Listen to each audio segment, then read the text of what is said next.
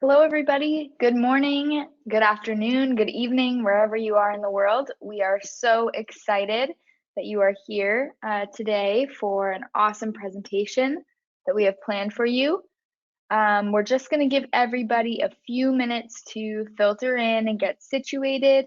So go grab a drink of water, coffee, whatever you're feeling, and then I will call you back in about 2 minutes and we will begin. But until then, just relax and we'll let people filter in.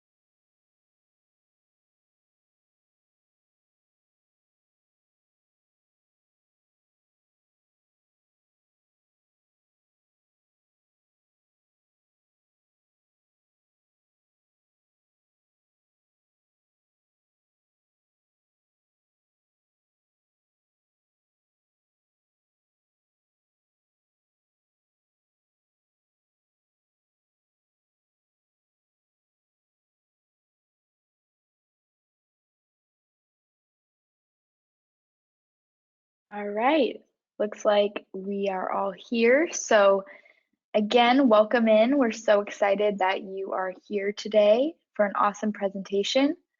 And at this point, I am going to turn it over to our amazing Andrew. Thank you, Madison, and welcome everybody. Great to have you here on this presentation with us. Talking about malware emulation and attack graphs, and specifically around the SysJoker and the Linux backdoor variant. So let's start with introductions. So I'll just give you a rundown from myself and my colleague Ken. Will introduce himself. So I'm Andrew Habibi Parker. I'm the technical director for the Europe, Middle East and Africa sides of the AttackIQ business.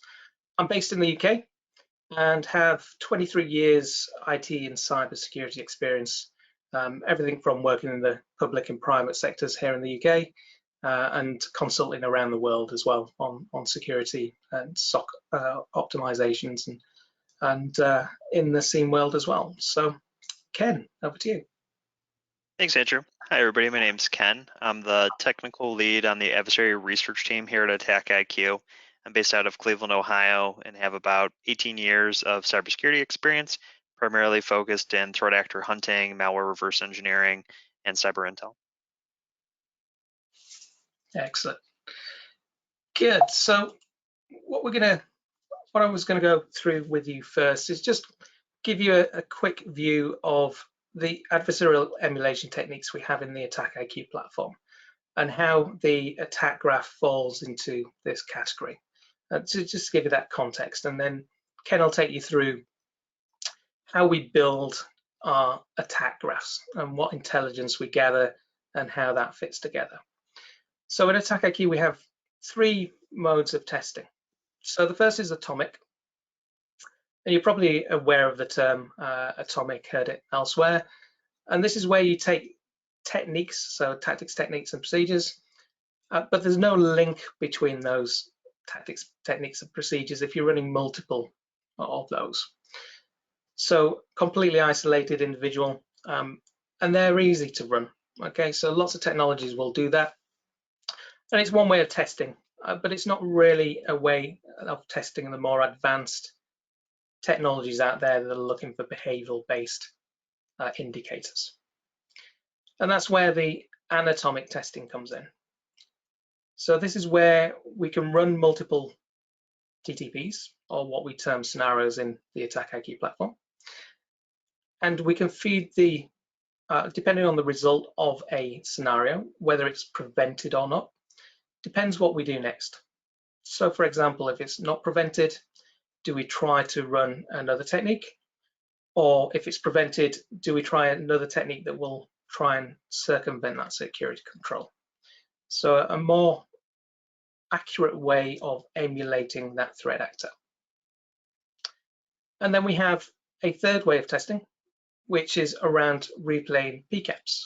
So a really interesting way of testing your boundary controls, so your firewalls, IPSs, content filters, or proxies, for example, to ensure that they're effective against real-world traffic in the form of those PCAPs. And that can be replayed around your organization to ensure that those boundary controls are effective. So the attack graph mode actually fits within the anatomic category here. So that's our ability to do that kill chain type activity where we're taking multiple scenarios, and depending on the outcome of one, depends what we do next. So that decision tree model. Okay. All right. So, generally when we've talked about attack graphs in the past, it's usually in our response to an emerging threat, like a US CERT alert, or when we're doing deep dives into specific attacks perpetrated by specific actors, and these can align to what's known as MITRE's adversary emulation plans. But today we're going to talk about a different kind of attack graph with a very specific purpose. The difference between a malware emulation attack graph and our general attack graphs is that these are designed to emulate the exact behaviors at the procedural level, not just, hey, this is the same technique. At a high level, they're trying to get usernames, and we can get usernames this way, but maybe the actor did it a different way. We want to do it the exact same way. Now, previously, we have released malware emulation attack graphs for stuff like PlugX. PlugX is a shared backdoor used by many different Chinese-sponsored threat actors.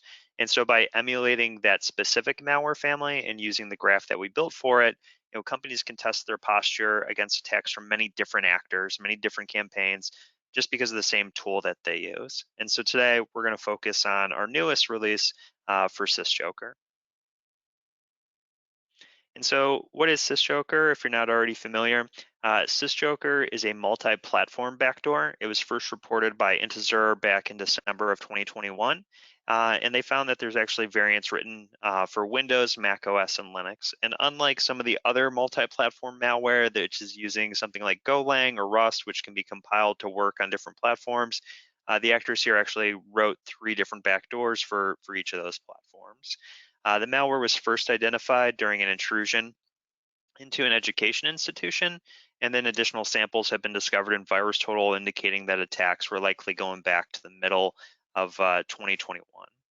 And vendor reporting at the time when it was first discovered, it was mostly focused on the Mac OS and Windows samples with very little analysis of the Linux side.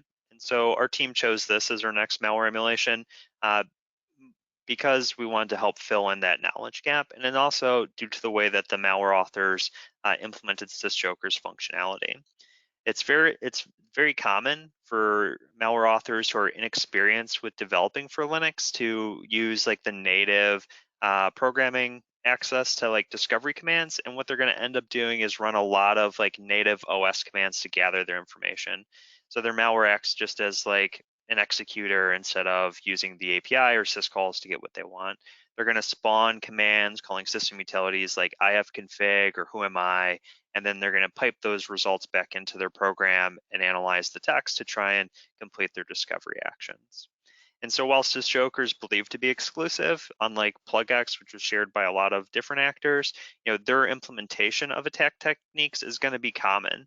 And so by using our attack graph to run those same kind of system commands in the same order that SysJoker is doing it, you'll be able to test yourself not just against SysJoker and the actor that's using it, but you can evaluate your security controls performance against similar unsophisticated Linux malware. So you can go to the next slide, Andrew.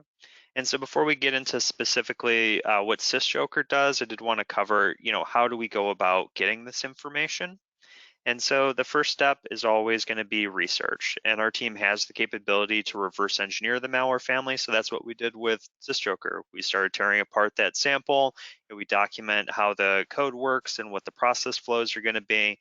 And then we start mapping those behaviors that we're seeing to the MITRE ATT&CK framework.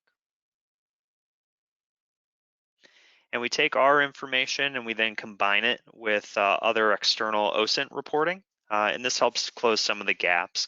When we're looking at a specific malware family, sometimes configuration settings might be set at runtime, or maybe there's additional files that are needed. And so the vendor reports can help us, find more details, find those original samples and virus total, and pivot so that we can get a fuller picture. Maybe there'll be a screenshot of what some of the command and control traffic looked like, and that can help us emulate the network behaviors as well. And so at the end, can you go back one last slide? Sorry, Andrew. And the last thing that comes out of that is we create a proposal. So, we map out what the flow is, organize all the technical details for each stage. Then we start identifying where we might need to start doing some scenario development or content modification on our side so that we can actually match what the actor is doing. And so this is one of the things I really love about our platform is we do have a gigantic library of pre-existing scenarios. These scenarios are open, and a lot of them have parameters that allow you to configure specific behaviors with additional commands. Maybe like if you're doing like a cron job, you can give a specific cron name or a cron schedule, the names of hidden files and directories. And so we can take some of that existing content and just make slight modifications to match exactly what's going on in SysJoker. And then in other instances where maybe we didn't have existing coverage, we can use the built-in utilities and phases that we have to write new scenarios that can then be repurposed, put back into the platform, and used not just in this attack graph, but in future attack graphs. And at the end, you get a finalized attack graph, and this is ultimately what we ended up releasing to our customers. We also do a blog that details all of the techniques that they're seeing. And we are going to do a live demo where we'll go into these individual steps so we can actually talk about the behaviors that the actor used and how they did it. But at a high level, this is what an attack graph looks like in the platform. The different colors indicate if an action is prevented, what the alternative is, and maybe sometimes there's certain actions that, if an actor is unable to set up a persistence, maybe that's it for the malware. It can't handle, an alternative path, it just dies. So this will help you test where in your security controls you stop it and how far that would save you if you truly were infected by the actor. Thanks, Ken. So let's dive into the live demo. So this is where it gets fun, right? So we're going to go straight into the platform, and I'm going to walk you through actually how you'd set up and run that SysJoker attack graph. So what I'm going to start with is we have a whole range of assessment templates, SysJoker being one of them. So I'll just sort this round. And we cover a whole range of techniques, threat actor campaigns, latest high scoring vulnerabilities, whether you want to test your security controls for validation. And we group them into categories here, as you can see: compliance, SCV, and threat emulation. Obviously, the SysJoker one sits in the threat emulation category. And you can see we also cover US announcements as well. So we track those. Ken and the team provide content along those as well. So really helping our customers to benefit from the capabilities of the team to build the content and your ability to test this in your environment and validate that you have controls that are effective against these techniques. So if we want to run this, it's a really simple process. So I've got the SysJoker one here. I'll click on it, I'll create the assessment. So as I said, these are assessment templates. And we're continually adding new templates as new campaigns and threat actors emerge, as well as ransomware variants as well. So when you select that assessment, it asks you to create that template. It asks you to create an assessment from that template, which I've done here. And you can see this is the attack graph. And Ken's going to walk you through this once we've run it. But I'll just show you how easy it is to run. So you can see all the different steps. We can zoom in. We can look at the details of individual steps if we want to see what that particular step does. All I need to do here is actually tell it which assets I want to run this attack graph over. It's a case of just selecting it, and I've got a whole range. Now this is a Linux appropriate attack graph, so I'm going to pick some Linux servers. So I'll just go for Linux server here, and I've got two in my environment, one with Microsoft Defender for Endpoint and one with CrowdStrike on. So I'll select those two, click apply. And I might actually want to run this not as a root user. I might actually want to run it under a different user privilege. And for that, I'm going to pick a non-user account, non-root user account there. Select that. And now that's all ready to run. So if I click on the on-demand screen and click run now, it's now going to go and run that attack graph across those two assets. And of course, we can run across many more assets than that. And we run in parallel as well, which is an important point, right? So we're not running it on one system and then going to another. We're actually running it in parallel on both systems. And that's all you need to do to run it. Now, this will take a few moments to kick in and start running through that attack graph. You can see we start to get results back pretty quickly. And I don't have to wait for these results to come back. I can drill into the results and have a look at that. But before we do that, I'm going to go back to the attack graph, and Ken will just step you through the steps within it. So I'm going to go to the setup screen, and we'll just dive into these steps. We'll pick the first floor there, and hopefully that's big enough for everybody to see. Yeah, looks clear to me, Andrew. Excellent. All right, cool. So the first thing we're going to do, and we do this a lot with any of our attack graphs that are using malware, whether it's a rapid response event or one of these malware emulation, we're going to do a download and save to disk scenario. So these scenarios are split up so that you can test your network controls on the download side, where it's going to download the sample just to memory. And then you can also test on the save, where these are more of your endpoint controls looking for malicious files being written to disk. Now, no matter what, we're going to continue on because these are old samples, and obviously AV is much better at detecting old things.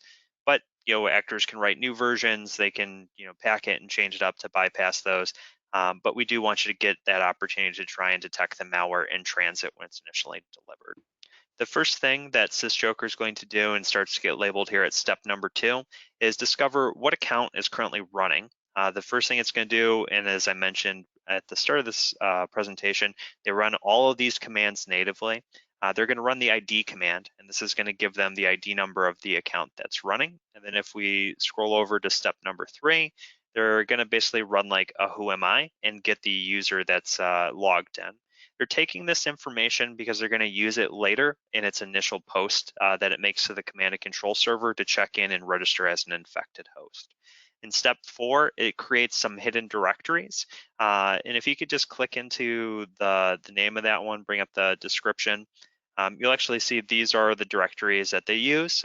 So on the root directory, they create a hidden folder, .library. And why is this hidden? Well, if you're in the command prompt and you just run an ls, by default, anything that starts with a dot is hidden from view. So actors try to imaginary hide from you, but if you just did an ll-a, you would end up seeing all. So it's not a great way to hide, but if you're inexperienced and not know what you're doing, you may not find these folders.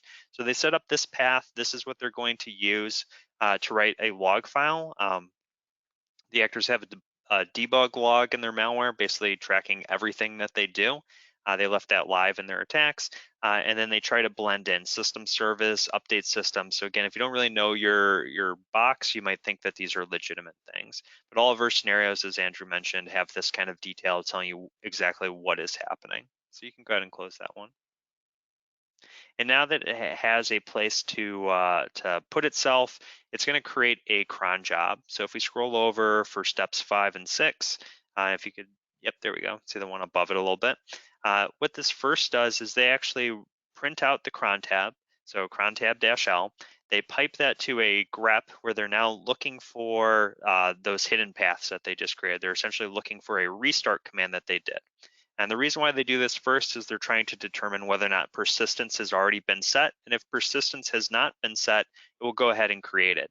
And the way that they do this is, again, printing out the cron tab file and then calling an echo so that they can output an @reboot line to start the file in their hidden directory. If you want to click on step 7, we'll talk about exactly what those look like.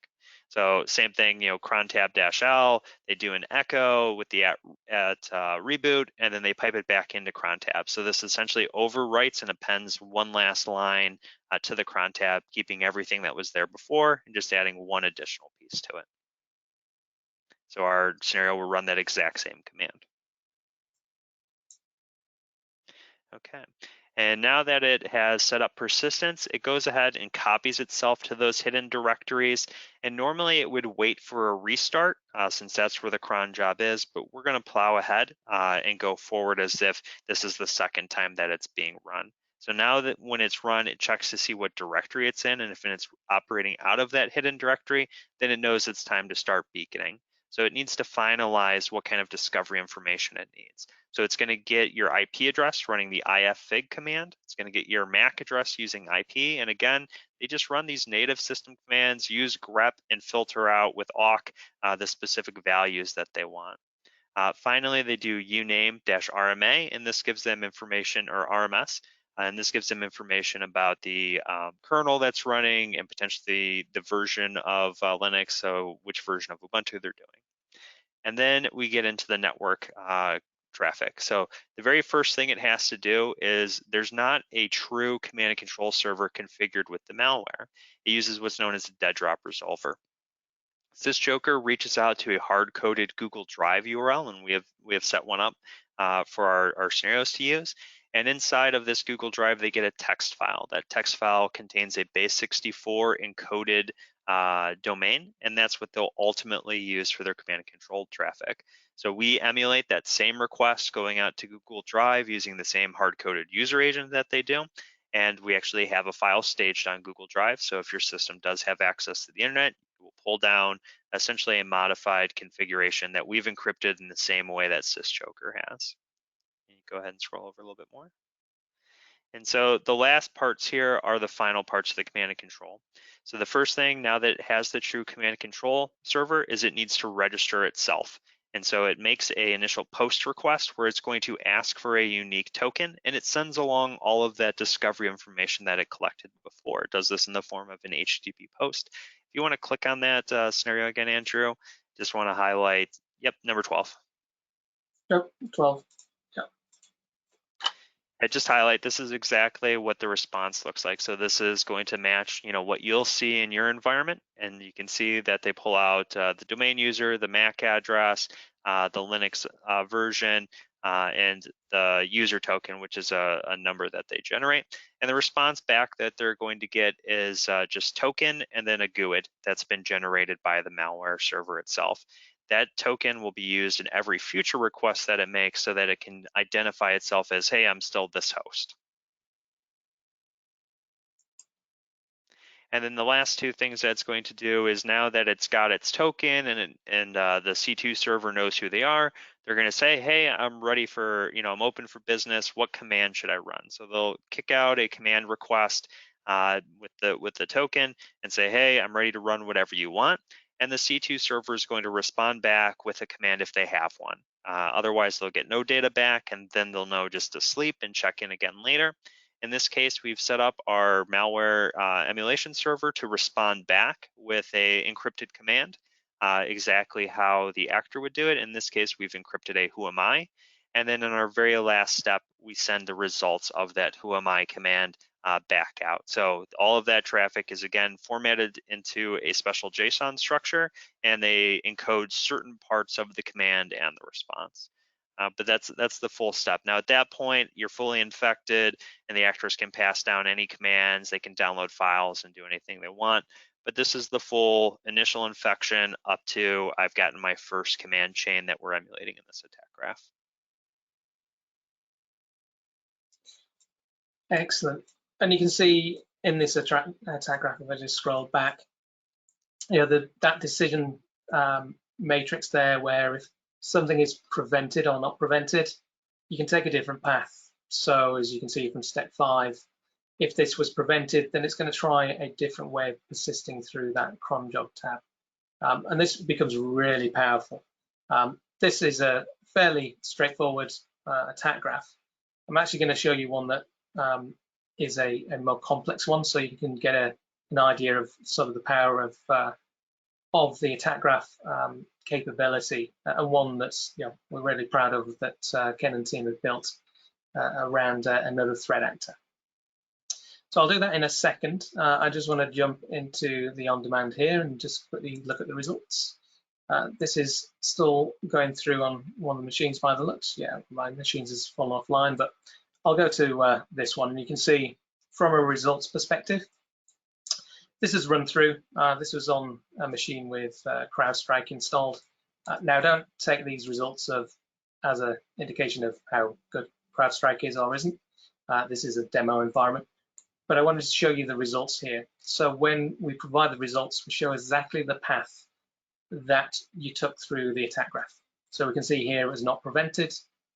We didn't go through this route, which was the if prevented route, because it was prevented, wasn't prevented, and therefore we've taken this path. And anything that's not highlighted here, so at this step where we try to create the SysJoker hidden directories, we've said if that's prevented, i.e. we can't create those directories and files, then just end the attack graph. So you've effectively stopped the threat actor there.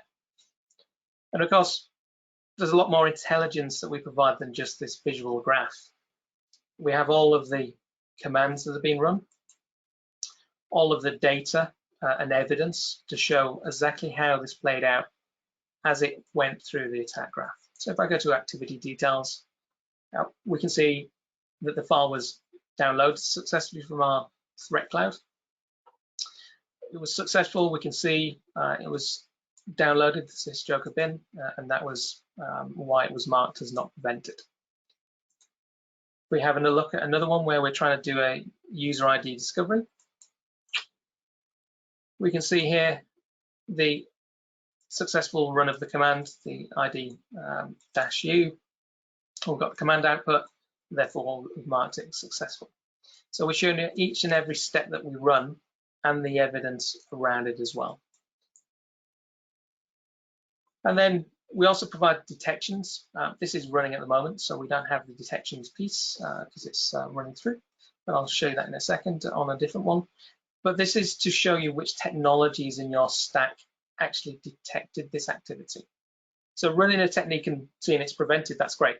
Okay, we can say, well, the security control is effective or it's not effective. What we want to be able to show you is which of those technologies are effective in your stack.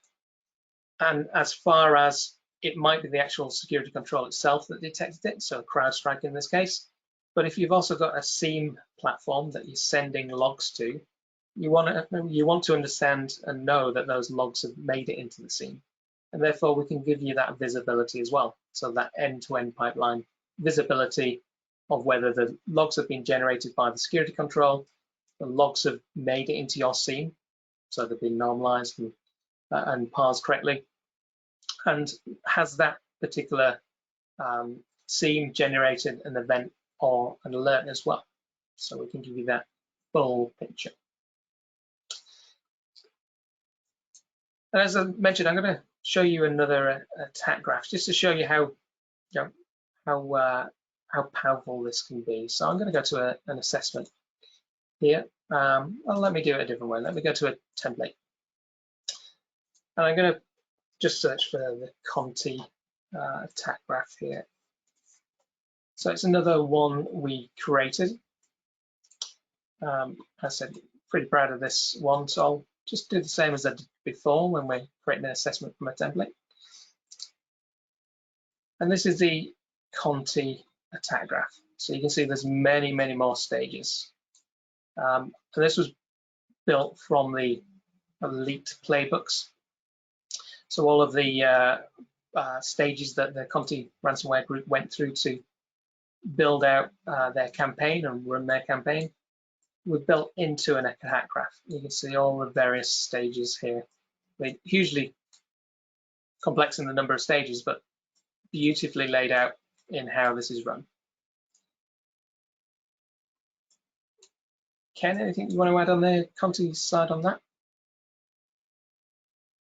Yeah, the big difference between this one and the other one is, Conte had alternative options, right? This is hands-on keyboard. They're taking changes in action, so they will pivot and try different capabilities.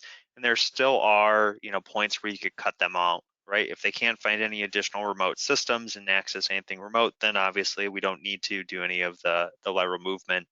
In the SysJoker, they didn't really wrap any of their commands in like exception handling. So if they did get an error in trying to write to that directory, or they couldn't run the cron command, then it's going to die. That process just errors out and exits. So it is a true representation in those, why you only see the if not prevented move on to the next stage, versus something like this where you have a lot more logic in trying to decide like, okay, well, I can't run that command, but they know multiple ways to accomplish their goal. So then you would pivot with the if prevented to try something different. And of course, the scenarios, these are in our scenario library. We've got a very extensive library, and you can actually build your own attack graphs. That's a real beauty of the platform. We build them for you and have those templates, but we actually provide you the ability to build your own. So if you want to have a blank sheet of paper and start putting your own techniques into that attack graph, you're absolutely free to do so. And from a scenario library perspective, we cover a whole range, as you'd expect in a platform like ours, a whole range of techniques, everything across different software environments. So, maybe you're interested in AWS and wanting to test your defenses in AWS, or maybe you're interested in a particular attack tactic or a particular security control you want to go after. You've got all of the capabilities to do that. Maybe a ransomware, we looked at Conte and the techniques there. We can search for SysJoker here and see the content that is aligned to that. And of course, you can look at the details as we did in the when we looked at the attack graph. You can look at the scenario details, and this is really useful in the fact that if you don't know how this technique is run, we give you all of that intelligence. So we're explaining exactly what this does, which systems it will run on, what the output should be, and then if there's anything that needs configuring or elements that you need to tweak or can tweak in your environment to have a different technique, we provide that information as well.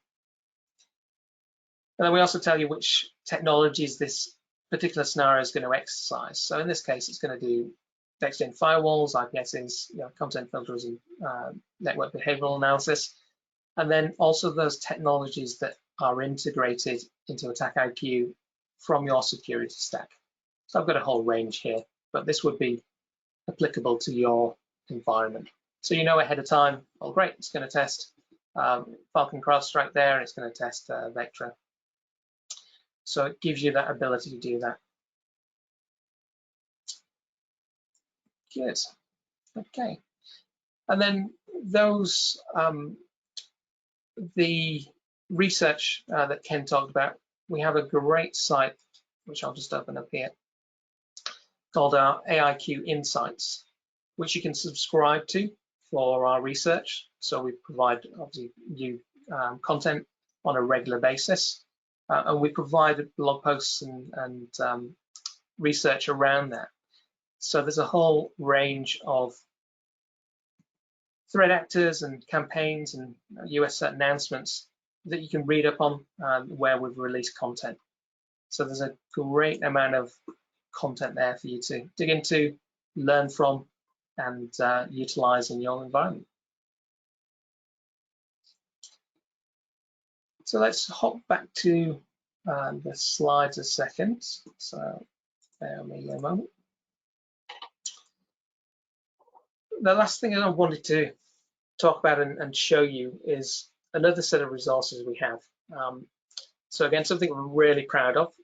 Some of you may already be aware of our AttackIQ Academy, where we have free learning courses on cybersecurity, everything from operationalizing the MITRE ATT&CK framework to breach and attack simulation to foundations of purple teaming and CISO courses on there. So if you're an aspiring CISO, you can learn from existing CISOs and their practice and how they go about their daily job.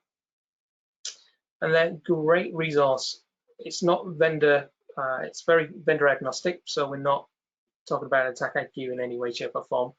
It's more to help you excel in your careers and to help those that are starting down the path of cybersecurity to get a foot on the ladder and to have a place that they can go to learn and learn from the best in the field. So we have our academy there. We have an amazing YouTube channel.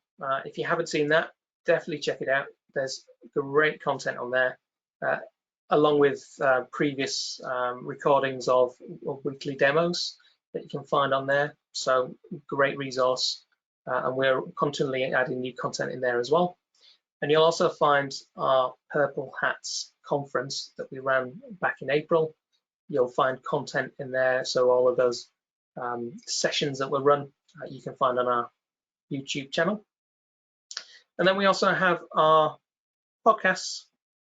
So we do some great podcasts, some great thought leaders that run those podcasts. So if you haven't checked up or subscribed to those, please do so.